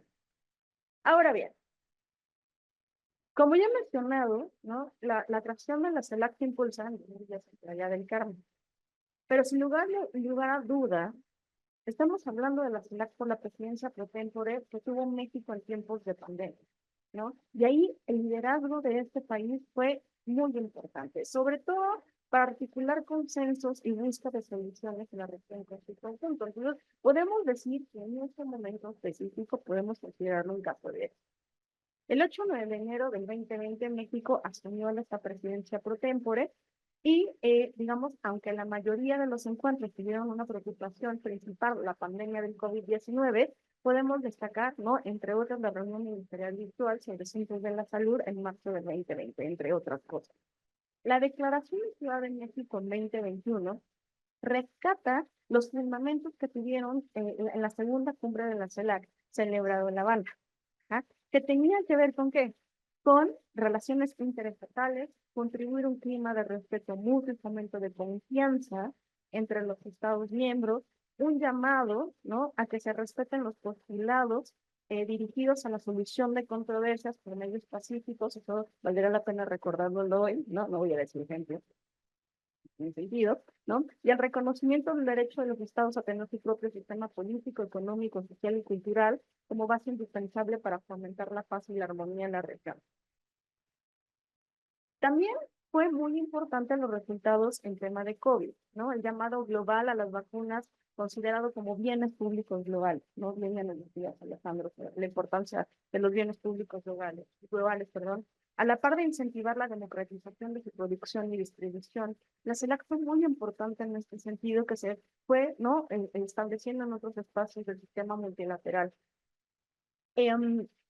Incentivó las cadenas de suministro de vacunas, que esta fuera universal. Recalcó la importancia de observar lo dispuesto en la resolución 74-274 que se adoptó en Naciones Unidas por allá en abril del 2020, en la que se solicitaba fortalecer las cadenas de suministro que promovieran y garantizaran el acceso universal, justo, inclusivo, transparente, equitativo, con el fin de enfrentar la pandemia del COVID-19. Aunque parece que la pandemia ya quedó, está muy atrás, este ejercicio en México, la presidencia por ejemplo, fue fundamental en la CELAC y en otros espacios de integración. Ya después nos van a hablar de Centroamérica, es un caso muy interesante en donde justo el acceso a vacunas de distintos tipos se siguen manteniendo en la actualidad. Otro punto tiene que ver con el compromiso de continuar en el sistema multilateral del comercio. Y aunque de nuevo yo establecí que la CELAC es un espacio de concertación y diálogo político, la reactualización, ¿no? O la actualización de esquemas o del régimen internacional por el ascenso de nuevas potencias y la crisis de hegemonía, un espacio de concertación y diálogo político permitiría a la región en su conjunto tener posiciones comunes, no vinculantes, lo cual tendría una posición de fortaleza, ¿no? Respecto, en el caso que nos ocupa, ¿no? De desarrollo y político, pues tener una posición común en la negociación, ¿no? O en la actualización de la Organización Mundial del Comercio, el propio Consejo de Seguridad, Naciones Unidas, pero también, ¿no? Tener una posición común respecto al tema y la sensibilidad del tema de los migrantes. Ahora bien, no puedo dejar de lado algo que justo Waldo mencionó, ¿no? La tentación de identificar a la CELAC, o en este caso exitoso, como un mecanismo de respuesta anti-OEA, ¿no? O suplantar la OEA. Creo que ese día, esa discusión hay que tomarla, hay que considerarla, pero ya hemos sido partícipes en esta mesa de la importancia de las estructuras, ¿no? Del régimen que ha creado la OEA en su conjunto y que la CELAC estaríamos pidiendo algo que no nos puede dar porque justo no tiene ese andamiaje institucional. Pero hay que recalcar. Ahora bien, no me queda mucho tiempo, ¿no? Por supuesto, les he mencionado la importancia de la declaración, perdón, del foro Unión Europea CELAC. Y la CELAC, le decía, tiene estas posibilidades de casos de éxito, pero de repente hay, o no de repente, pero en el avance o en las reuniones hay un dejo de esperanza y que una vez que pasan los foros, esa esperanza se baja, ¿no? Y ese fue el caso específicamente de la tercera cumbre de jefas y jefes de Estado y de Gobierno de Unión Europea, que se dio en julio del 2023. Teníamos una gran expectativa como la ocasión histórica, en donde después de tanto tiempo los líderes de ambas regiones se reunían, en el cual, ¿no? El tema o el lema de la cumbre fue renovar la asociación birregional para fortalecer la paz y el desarrollo sostenible, pero se quedó en muchas expectativas, pocos resultados, pero que es un diálogo importante y que se debe mantener abierto, sobre todo porque hay temas que son muy interesantes, que tienen que ver con posiciones, posiciones en guerra, ¿no? La guerra en Ucrania fue algo que se discutió en ese momento, reforzar el sistema multilateral, no avanzar. Si no hacemos el trabajo en la región, podemos hacerlo con otras regiones en la mesa, un respaldo digamos, a las propias Naciones Unidas. ¿Qué pasa con los objetivos de desarrollo sostenible? Mejorar cooperaciones y coordinaciones con los multilaterales de interés común, ¿no? Como derechos humanos, derechos laborales, cambio climático, migración, entre otros. Pero sobre todo, y acá me interesaba mucho recalcar un tema del cual ha sido parte de la política exterior de esta administración, que tiene que ver con la lucha contra grupos criminales internacionales. Esto es un tema que se tocó en esta reunión, particularmente aquellos implicados en la producción y tráfico ilícito de drogas, tráfico de armas y trata de personas, ¿no? Un tema que afecta a México, pero también a la región en su conjunto. De esta forma, el tráfico ilícito de armas ligeras y pequeñas constituyen una prioridad en este diálogo. Y de nuevo, no es un asunto menor. Entonces, aunque hay muchas expectativas, pocos resultados, sí hay temas que pueden ser muy importantes seguir empujando en la agenda.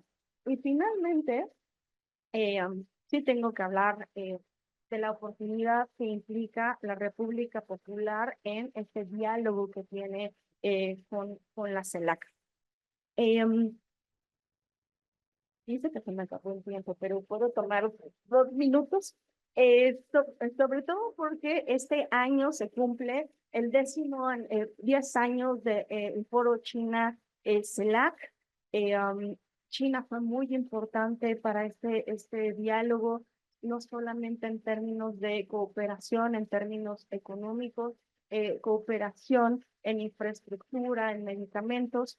Este es un diálogo en el cual China está abierto con la región en su conjunto, no en lo bilateral. Y eso no hay que dejarlo de lado. A diferencia, ¿no?, de lo que se piensa en el caso de la Unión Europea, con China se han establecido una serie de elementos muy interesantes en los cuales se da estructura. Por ejemplo, se ha establecido foros de diálogo muy similares a los africanos, a los que tiene con FOCAC, por sus siglas en inglés, ¿no? El Foro para la Cooperación China-África. En el caso de América Latina tenemos 10 foros de diálogo. ¿Ah? Y estos están muy vinculados con temas de innovación, tecnología, pero también salud y también seguridad. Sin lugar a duda, acá China tiene la voluntad de trabajar con los países de la región para superar conjuntamente las dificultades coyunturales y crear, ¿no?, oportunidades con miras a impulsar mancomunadamente la construcción de la comunidad de un destino común. Y acá y con esto cierro en mi visión muy positiva de la CELAC que hay que identificar los temas en los cuales podemos discutir, ¿no? Decían mis colegas, los mínimos comunes, yo digo los mínimos necesarios para tener un posicionamiento común frente a terceros países o procesos de integración. Y en el caso específico de la Unión Europea y sobre todo de China, identificar cómo este diálogo puede ser útil, ¿no?, para en la región en su conjunto. Por supuesto, y creo que hay dos temas que están en estos dos foros, tiene que ver con la seguridad, armas y migración y salud. Esos están latentes y creo que no hay que dejar de lado y que podemos discutir y abordar en ese sentido. Muchísimas gracias.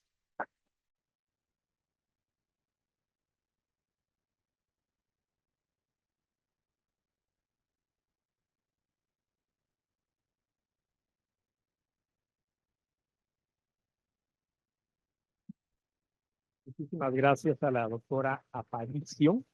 Sí, yo creo que, bueno, alguien cree que la CELAC podría tener un papel relevante en ciertas áreas, como un foro político exclusivo de América Latina, donde solamente los países de América Latina están, a diferencia de la OEA.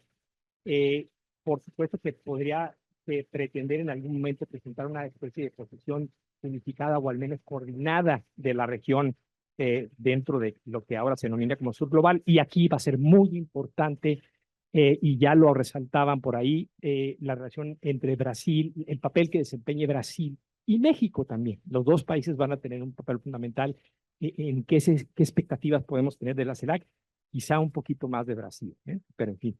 Bueno, ahora lo que vamos a hacer, vamos a tener oportunidad de una segunda intervención de nuestros ponentes. Lo vamos a hacer en el mismo orden en que hicieron su presentación. Por favor, estamos un poquito presionados del tiempo. Les voy a pedir que sean muy breves, 3, 5 minutos. Sí, por favor. Adelante, maestra González. Me ha gustado mucho las intervenciones de esta mañana porque lo que estamos viendo aquí es la complejidad de la problemática de la coordinación y la cooperación en un hemisferio muy heterogéneo, en un entorno muy demandante dentro del sistema internacional. Aquí vimos tres cosas completamente distintas, ¿no? Lo que es la OEA, sin confundirla con el sistema interamericano, que estamos hablando incluso de dos cosas diferentes, con historias, funciones diferentes, lo que tiene que ver con el régimen interamericano de derechos humanos, que también tiene una lógica distinta, muy bien explicada por Alejandro, y el tema de la CELAC, que estamos hablando sobre todo de concertación política y diálogo político entre los estados con dos funciones, básicamente una que es, digamos, ser plataforma para el diálogo hacia afuera, lo birregional con con la Unión Europea y con China, quizá también con la aspiración probablemente de que pudiese ser el foro en donde América Latina concertara posiciones, ¿no?, en negociaciones internacionales, aunque ahí también recordemos el GRULAC, ¿sí? Es decir, todo el sistema de Naciones Unidas está orientado para que funcionemos en regiones. A lo mejor, si Naciones Unidas nos hubiera organizado de otra manera, América Latina ya no existiría como región. Estamos obligados a actuar como región porque es la manera en la que estamos representados en el sistema internacional y como votamos, ¿no? Entonces, no hay que olvidar tampoco el GRULAC, porque el GRULAC es quizá el mecanismo o el sistema de coordinación o de cooperación más importante a nivel del sistema, digamos, del debate multilateral. Pero también la CELAC tendría, que no acaba de quedar muy claro cuál es la función. Creo que ese es uno de los primeros retos cuando pensamos en la CELAC como alternativa. No está clara su función. Sí, por una vez esta plataforma donde ya están institucionalizados estos diálogos, sí, ciertamente. No hay un diálogo, digamos, institucionalizado CELAC, Estados Unidos, Canadá, porque ahí está la OEA, ¿no?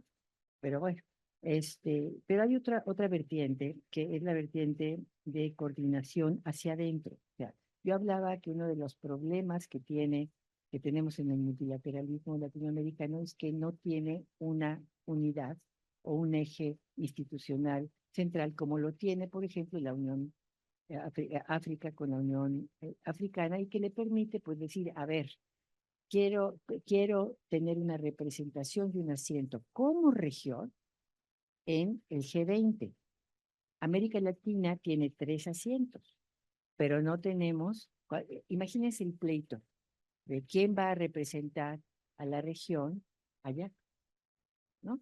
Entonces, ahí hay un problema, pero sí nos parecemos a Asia, en donde también hay un regionalismo traslapado. Pero en Asia en Asia sí hay un nodo, hay 2 nodos. Uno es China, el regionalismo que promueve China, pero está la ASEAN. Y la ASEAN se ha convertido, porque a mí me gustaría que la CELAC como que se pareciera en el futuro más a la ASEAN, en el sentido de ser la instancia donde se suma, donde se generan las sinergias, donde se establecen las prioridades, no la instancia que divide, que a veces es un poco lo que ocurre en la manera en la que se plantea su función. Entonces, y por otro lado, tiene muy todavía pendiente el asunto de la institucionalización, hacia dónde institucionalizar la CELAC sin caer en el problema de burocracia, tal y cual, ¿no? Bueno, entonces ahí quiero recuperar esta idea de diversidad y de múltiples opciones. Y por último, el tema de los liderazgos. Los liderazgos son muy importantes, ¿sí? Y normalmente en América Latina hemos tenido distintos liderazgos. Primero, digamos, para organizar el multilateralismo, primero el liderazgo de Estados Unidos, pero Estados Unidos de alguna manera ha abandonado la región o no tiene una visión muy clara, es más, tiene una visión cada vez más fragmentada de la región. Ya no es quien fundó, digamos, la idea panamericana, eso ya no existe y lo veo muy difícil que vaya hacia adelante. Otro, digamos, gran semillero de construcción institucional en la región fue México y Brasil, ¿no? Lo ha sido, Argentina en su momento, Venezuela también, ¿no? Pero lo que ha sido casi ayuno en esta región, a diferencia de Europa, son las duplas, ¿sí? O las triadas. Y creo que habría que empezar a pensar en triadas y duplas de liderazgos colectivos, ¿no? Hay temas en donde a lo mejor México y Colombia podrían ser líderes, como el tema de control de drogas, ¿no? México y Brasil más en temas de reforma de gobernanza económica global, ¿no? Entonces, quizá, digamos, ese es mi último comentario, pensar de manera distinta el tipo de liderazgos que se requieren. Muchas gracias, maestra Guadalupe González. Thomas Legler.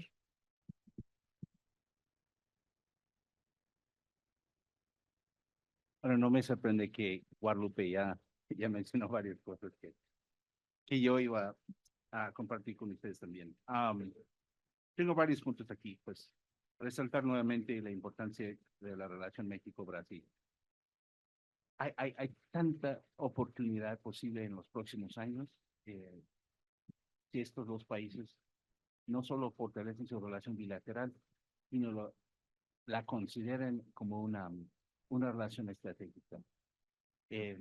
Podría quitar un cuello de botella con consecuencias dramáticas para la región. Segunda cosa, ya se mencionó, ha habido, por lo menos por la última década, pues un pronunciado problema de déficit de liderazgo a nivel latinoamericano y caribeño, así como a nivel interamericano. Tercero, una observación.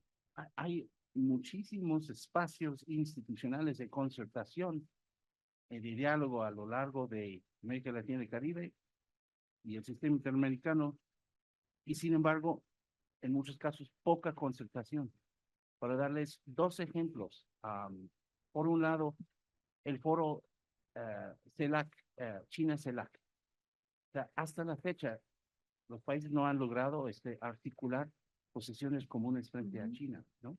Por otro lado, G20, tenemos 3 países que se supondría deberían proyectar los intereses de toda la región y sin embargo no actúan en sintonía ahí.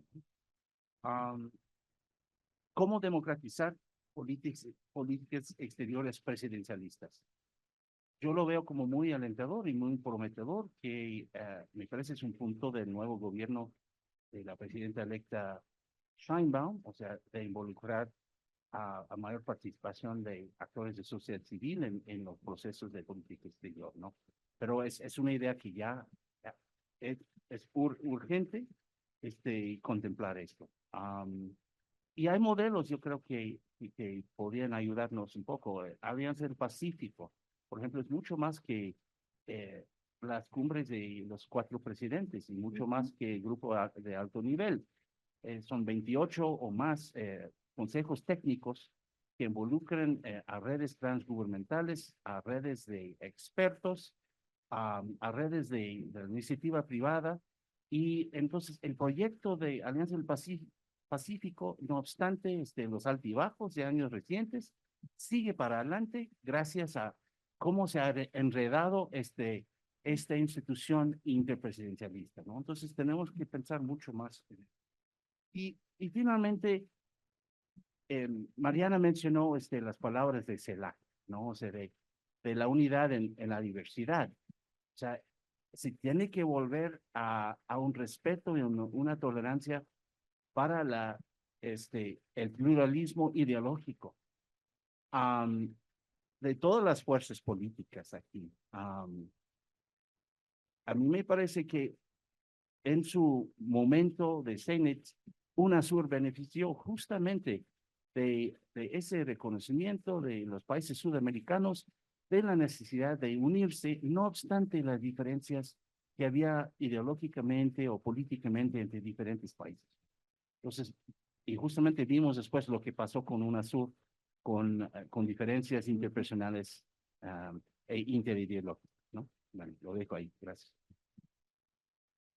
Gracias, doctora Anaya. Gracias, muy rápido. A ver, yo quiero centrar estas últimas reflexiones en el tema de el anclaje social de todo esto. Y de esa manera vincularlo con este proceso doméstico de construcción de preferencias de política exterior de los estados. Es decir, más allá de los círculos rojos de las diplomacias profesionales y de la academia profesional que se interesa en este tema y lo trabaja o lo aborda, ¿a quién le importa?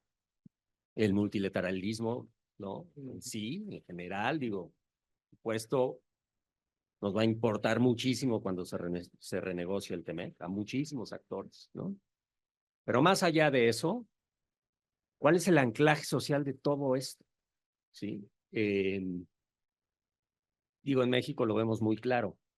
Y no estoy hablando de que sea tema popular de las mayorías del país, ¿no? Que estén hablando en los cafés de qué va a pasar con la CELAC. Estudiantes de arquitectura, ¿no? No, tampoco estoy hablando de eso, ¿no? Pero los grupos económicos, ¿no? Dominantes o fuertes o que tienen esa influencia, por ejemplo, los partidos políticos. Digo, no sé si cuántas veces se mencionó la palabra multilateralismo en los debates. Yo me dormí en todos los debates, entonces no sé, pero si ustedes mantuvieron despiertos, de las 3 candidaturas, ¿qué tanto se habló de? Digo, sí hubo un tema de política exterior, ¿no? Pero, en fin. Entonces, eso de la clase social real de todo esto.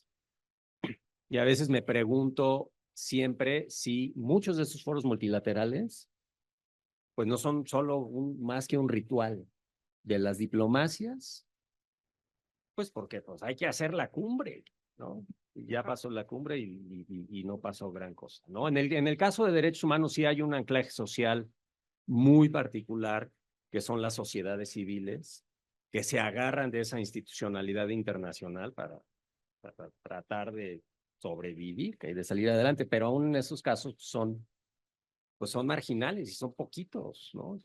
Poquitas personas que están como que agarradas de ese pedazo de institucionalidad internacional para hacer que valgan la pena. Entonces, en fin, ahí lo dejo como mi preocupación central.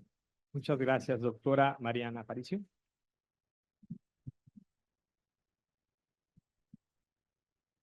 Bueno, yo tengo 3 puntos que compartir para cerrar. La primera es, ¿qué es lo deseable, qué es lo posible y qué es lo necesario? ¿No? Pensando en esos procesos de integración. Lo que nos ha mostrado, al menos en el caso que a mí me ocupó analizar, es que en tiempos complejos parece que las estructuras responden.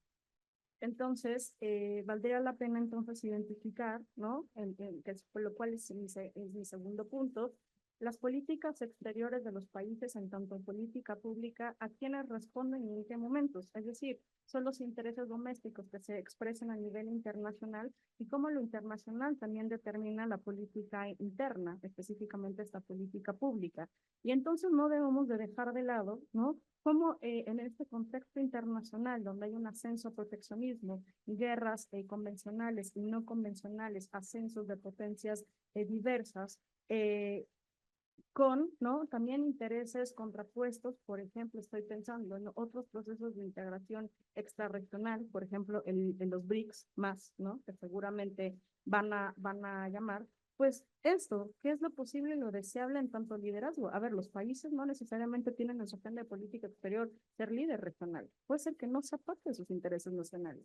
Entonces, creo que regresar, ¿no? A lo deseable y lo posible y lo necesario es algo que hay que tomar de una forma pragmática, y ahí se me sale la internacionalista formada en el siglo XXI. Y por lo último, creo que hay un papel muy importante que este proceso per se no considera o que no lo hace con tanto ahínco, y es la incorporación de los jóvenes. Bien nos hablaban que la construcción de una identidad compartida latinoamericana pasa justo por eso. Y al ser un evento, ¿no? De 2 instituciones que forman diplomáticos y pensadores de asuntos internacionales, me refiero al 50 aniversario del Instituto Matías Romero, ¿no? Y de la Universidad Iberoamericana, pero también otras instituciones, pues no podemos dejar de considerar a los jóvenes y la importancia que implica ellos en su reflexión. Y estoy pensando en otros esquemas, ¿no? Bien decías, Walu, ASEAN, muchos procesos asiáticos, pues hay una cumbre o reuniones de líderes jóvenes que piensan la integración como una palanca, ¿no? De política exterior, y eso yo lo dejaría solo aquí, me retiro lentamente, para que lo consideremos no solamente en la formación universitaria, sino también en la formación diplomática.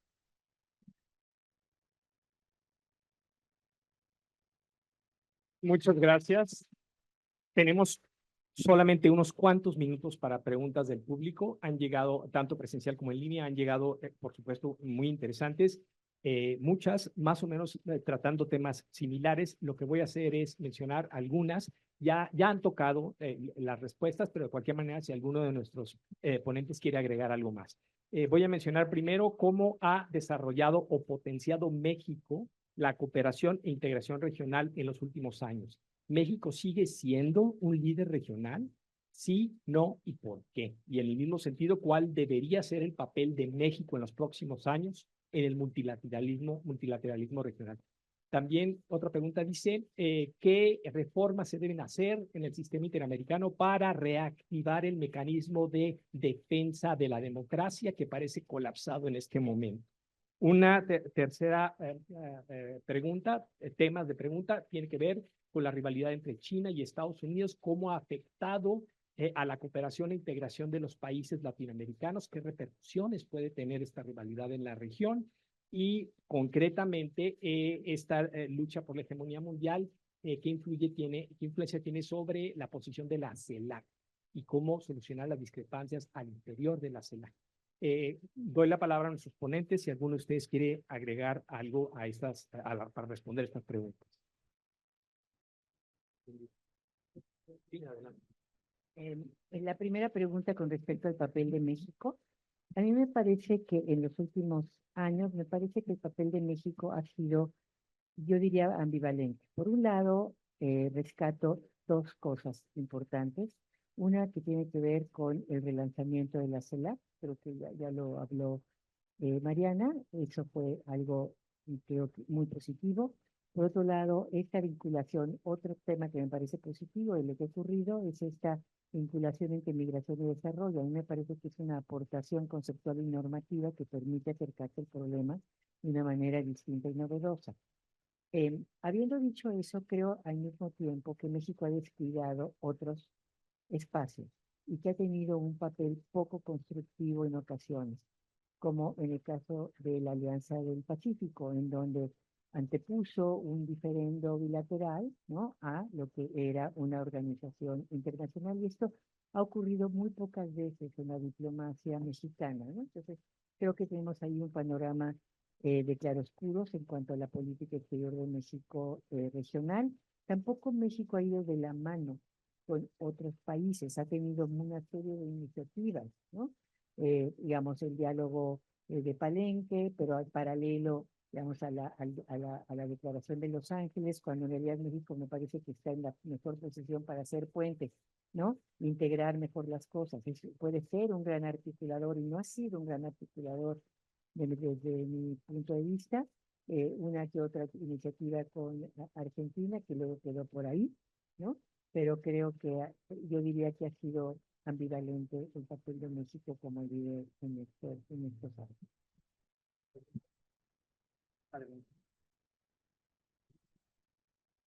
Creo que me voy por la 3, aunque no la abordé en el tema. Creo que es algo que está muy en el aire respecto a cuál debe ser la posición de América Latina, si es Estados Unidos o si es China. Y me parece que, de nuevo, hay que pensar a la región como un no homogénea. No es lo mismo ser un país dependiente comercialmente o tu concentración del comercio o la cooperación que se da en un país. Es decir, lo que quiero establecer es, no es lo mismo ser Perú a ser México, ¿no? O no es lo mismo ser Brasil a ser el Caribe. Con ello implica, ¿no?, que hay agendas distintas. Ambos potencias económicas tienen agendas e intereses específicas en la región, y también habría que estudiar, ¿no?, a propósito de las elecciones en Estados Unidos, pues cuál es la agenda que hay para el hemisferio occidental, o si tiene que ver específicamente con fragmentación de temas, que entonces sí valdría la pena especificar en la región. No creo que esta rivalidad se traslade así qua sine qua non a la región en su conjunto.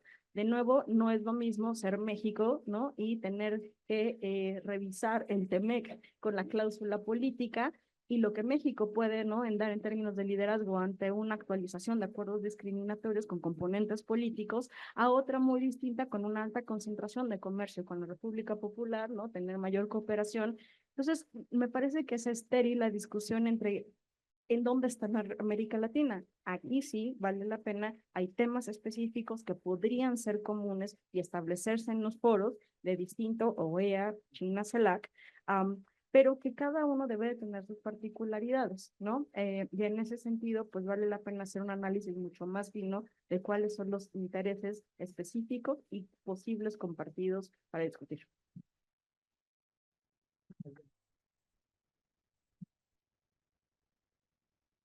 Sí. Y México todavía es un líder, yo diría que desde luego que sí, y yo creo que como default en el resto de la región siempre hay la expectativa de qué van a hacer las y los diplomáticos de México y el liderazgo, ¿no? Sin embargo, tristemente yo creo que en demasiados casos han estado esperando en vano, ¿no? En términos del liderazgo, lo que yo quiero ver es no más de lo mismo, y aquí quiero señalar mi admiración para el cuerpo diplomático de este país, su capacidad de improvisar, de crear, de proporcionar ideas increíbles y soluciones de forma situacional, ¿no? Pero lo que queremos ver es un liderazgo sostenido. Y lo primero ahí es reconocer que bajo austeridad republicana no se puede hacer eso. Se tiene que canalizar más recursos a las prioridades. Para dar un ejemplo muy concreto, el caso de la Alianza del Pacífico, el grupo de alto nivel, es impresionante lo que han hecho, pero hablando con las y los mismos viceministros que representan el grupo de alto nivel, pues tienen 25 otras cosas que tienen que hacer en términos de responsabilidades muy importantes en sus vidas cotidianas. Entonces, ¿cómo se puede fortalecer estos mecanismos multilaterales si hay tantas cosas que compiten para su tiempo, ¿no? Y respecto a la cuestión de cómo reactivar la Carta Democrática Interamericana, para mí, aquí, respecto al gobierno de México y la política exterior que se va a desarrollar con el nuevo gobierno, mayor congruencia en cuanto a la democracia y los derechos humanos en la política exterior mexicana. ¿Qué quiero decir con esto? Siento que ha habido como ciertas acciones contradictorias, ¿no? O sea, condenar las acciones de la presidenta interina del Perú, pero al mismo tiempo no hablar suficientemente sobre la dictadura brutal en Nicaragua, ¿no? Entonces, sí creo que tiene que haber mayor congruencia. Yo creo que es este aniversario 25 de la Carta Democrática en 2026 brinda una oportunidad para reflexionar realmente es cómo conciliar normas de soberanía con normas de protección democrática y de los derechos humanos. Gracias.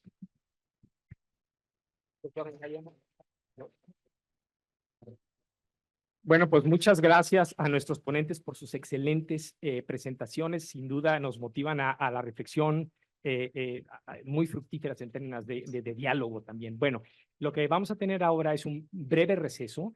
Les pido, por favor, a las 12 en punto está programada el mensaje que nos va a dar la secretaria Alicia Bárcena, la secretaria de Relaciones Exteriores. Entonces, pueden ahorita, vamos a tomar el receso. Les pido que unos minutos antes de las 12, porque el mensaje de la secretaria va a empezar puntual. Muchas gracias a ustedes, muchas gracias a todos.